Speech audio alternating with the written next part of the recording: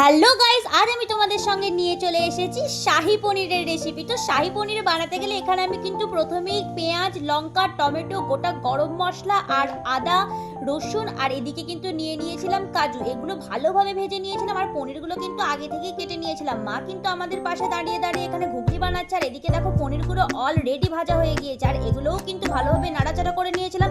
তারপরে বাপি নিয়ে চলে এসেছিল একটা দই, যেটাকে আমরা ভালোভাবে ম্যারিনেট করে নিয়েছিলাম জিরে আর ধনে গুঁড়োর সাথে। এটাকে কিন্তু ভালোভাবে ম্যারিনেট করা খুবই দরকার। তারপরে কিন্তু এদিকে যেগুলো ভেজে রেখেছিলাম সেগুলো কিন্তু মিক্সার গ্রাইন্ডারে অলরেডি মিক্স করে পেস্ট করে নিয়েছি।